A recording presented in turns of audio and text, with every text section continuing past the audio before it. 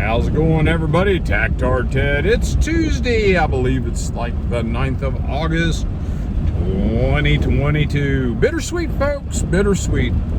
I'm thinking about where I was 5 years ago. 5 years ago, I was in Kazakhstan, partying with a lot of good people. Got to meet a lot of interesting people. Got to meet a lot of interesting Americans, a lot of interesting Kazakhs, a lot of interesting Russians. You know, I got to entertain a whole lot of folks with my witty retorts. Now, actually, I met a lot of good folks and had a lot of good time. And a lot of those folks I couldn't go visit today because of various political problems. In fact, right now, if you want to take a trip to Russia, you're probably going to have to fly through Istanbul in Turkey, or you're going to have to fly through Dubai, and it's going to cost you probably right around $2,500 for one person. And if you got a family of four like me, you're talking at 10 grand. So needless to say, I'm foregoing the visits of this year. So it's bittersweet because a lot of those folks, I missed some of those folks. Just actually had contact with a couple of folks today, which, you know, was really happy to hear that they're doing okay. But let's go ahead and beat feet and let's talk about what's happening in Ukraine. Yeah, apparently the tentacles of the Ukrainian trolls are reaching deep into the heart of our society. There's an organization that is basically a troll farm, and what they've done is they went around on YouTube.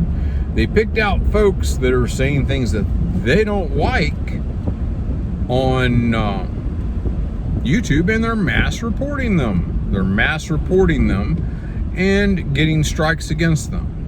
And that's actually a violation of the terms of use of Google, of Twitter, and of YouTube.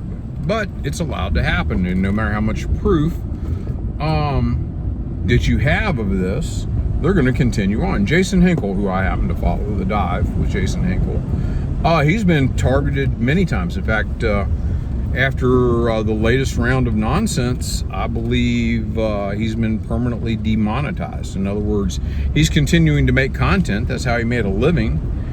And he's not going to be able to make any money from YouTube anymore. And I hear that he's, you know, putting his work up on Rumble. I don't even know enough about Rumble to know whether you can be monetized or not. I'm just a humble, small-time guy, so I don't get money. But, yep, the Ukrainians, if they don't like what you say, they're going to target you. And, you know, isn't that great? Censorship. You know, isn't that great? The Ukrainians obviously believe in censorship. You know, I thought these people were like Americans. You know, they were a great bastion of freedom. No, they're not a great bastion of freedom because they don't appreciate the freedom of speech, the freedom to say your opinion on things. They would much rather you toe their line and say exactly what they say, and you better say it or they will silence you. And this happens to be a big deal with the American left right now. You know, conservatives don't usually say shut up or be quiet or you can't say that, but boy, the left in this country seems to have a machine gun belt full of shut up, shut up, shut up. You can't say that. Shut up. Be quiet. You know, you shouldn't be allowed to say that. And that's, you know, that's because they, like the Ukrainians, don't understand a constitutional republic. They don't understand what built this country. And the funny thing with these Ukrainian trolls is there's actually a U.S. congressman that is supportive of these guys. He's supportive of these massive attacks to get people deplatformed, get them thrown off social media. And you know, guys, this is not who we're supposed to be. The fact that the Ukrainians and our government are not able to make arguments. It's much easier to silence people than it is to make arguments that refute what they're saying. I mean, I thought that's how we did this. Didn't we debate at one time? Didn't we have open and honest discussion? You bring up your points, I bring up my points, and hopefully we have points that cancel each other out to decide who's closer to the fact of the matter. But we can't do that these days, folks. No, we can't. We must have an absolute overbearing authority over what you say. You're not allowed to say what you want to say. So that happens to be what's going on right now with the way the Ukrainians are treating Americans. They'll shut Americans up. They don't mind taking Jason Hinkle's tax dollars that he pays every year. They don't mind taking that. They don't mind spending that money.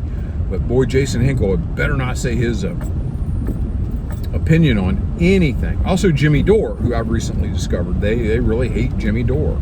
If you guys get a chance on YouTube, check out Jimmy Dore. He's a funny guy. I don't agree with him on everything, but he's funny, and a lot of what he says does make sense.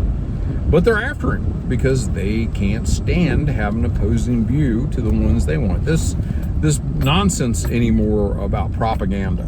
Let me tell you what, the biggest purveyors of propaganda are the evening news. They decide what they're going to report and what they won't report. A lot, one of my favorite radio commentators used to say, the greatest lie is the lie of omission. And that's true. They simply won't report something that you should know. And there's a lot of that goes on anymore. So what's going on in Ukraine? Well, apparently there was some sort of an attack in Crimea, and it's still kind of sketchy. There's something being said that it could have been an accident. It could maybe possibly have not been an attack. It could have been an incident that actually caused an explosion. It happened on an airport in Crimea. And the Russians have said for a while that, hey, you know what? We don't target a lot of your infrastructure or your decision-making centers. But if you dick around in Ukraine or you keep dicking around on Russian territory, we will do so. Now, that leads us to an interesting deal. If this turns out to be a Ukrainian attack by missiles, and the Russians are all unhinged at the moment about it, and I don't blame them. A lot of them are saying that they believe that this strike was carried out by HIMARS. That leads to be, that's yet to be corroborated, as not verified yet.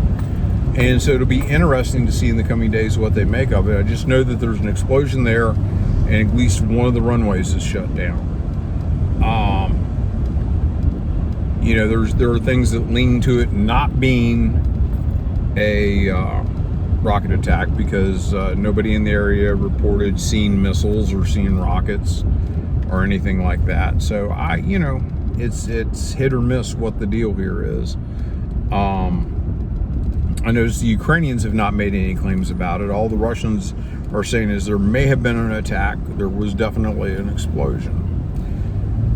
If it turns out it was an attack, then I guess we'll probably see mass bombings or rocket strikes, probably on Kiev or somewhere else. Play stupid games, win stupid prizes. And yeah, I admit it's a war. And if you want to strike, you want to strike at Crimea, yeah, strike at Crimea, but be prepared. The other guys told you that was a red line. If you struck at Crimea, expect to get hit back.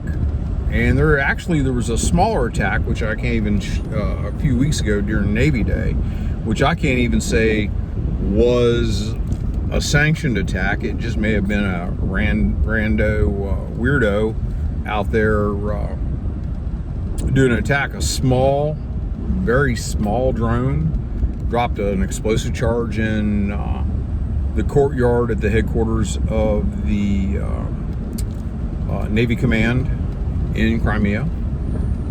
I think it was Command for the Black Sea Fleet. It might have been Sevastopol in Crimea. And they actually postponed their Navy Day parade over it. So, I mean, if that's supposed to be a giant attack, you would have thought that the Ukrainians would have used a much larger drone and actually managed to kill a few people, but they didn't. And, you know, you may say, well, Dave, you know, what's wrong? They've got through. This is a big deal. In a war, you can't defend every single sector all day long. You can't. There's always going to be something to get through. And if this was an attack, it was an attack. If it was an accident, it was an accident. We should know more by tomorrow, maybe later tonight, once the investigations come through and they're able to say what it is. I haven't really been up that long enough to follow it. But the war continues to grind on. And numbers are being released. It appears that the casualties, both dead and wounded, among the Ukrainians are somewhere about 190,000. Now, these are reportedly released figures that were leaked that are Ukrainian figures, and they've been all over Telegram. They've been all over Telegram. And, you know, I haven't seen the Ukrainians come out and blanketly deny these things. Speaking of Telegram, that seems to be what the Ukrainian government seems to be most worried about. In Nikolaev, which is a city that lies outside of Kherson region, it's west of Kherson, it would be a point that would probably have to be taken before the Russians move on Odessa. In Nikolaev, they went house to house. They literally put a cordon around the city, and they went house to house checking everybody's computers and their cell phones to see if there'd been any communications on certain Telegram channels, which tend to be pro-Russian. Actually, they're saying that even reading those channels is a big no-no, and they're arresting people and taking them away. So, you know, I'm sure that the left here would love to be able to find who's been looking at RT in their browser history and take you away to jail, or reading an article on Sputnik. They would love to be able to do the same, and that's why the left and some of these authoritarian right-wing so-called Republicans or so-called conservatives are big fans of Ukraine, is because they do what they only wish they could do. They abuse human rights. They take what they want and force you to do what they want. Also, for those of you who missed it, there have been a lot of talk about the butterfly mines, or a small plastic mine was developed during the Afghan war. I'm quite familiar with them. Apparently, butterfly mines, the Ukrainians have been launching missiles which deploy these mines over a large area, and once they're land, they're armed. They're only about as big as your hand, maybe a little smaller. And once you put pressure on them, they'll blow a limb off. And they are very subdued colors, greens and browns. And they're dangerous. They're absolutely dangerous, especially to kids. Well, they've been dropping them. There's a video I uploaded this morning, or not uploaded, but brought down from YouTube, which is on my Facebook account, showing a orphanage that ended up with a bunch of these mines spread across it. And they are showing the demining efforts to go in there and clear these mines out. And it's pretty reprehensible that the Ukrainians are now dropping mines all over civilian areas. I mean, Amnesty International has already hit these guys with the fact that they are putting civilians at risk. And now we're seeing with what they're doing in Donetsk with the shelling and everything else, that they're putting people at farther risk. And we're still funding them. You know, another $1 billion this week out of Washington going to Ukraine. We can't keep track of it when it goes there. In fact, you might want to look into CBS.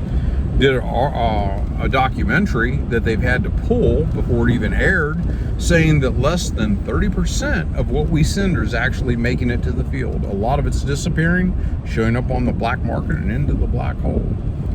So anyhow, folks, that's what I got for you today. I'll try to check in tomorrow if anything interesting happens or I simply remember anything else. But you folks have a good day.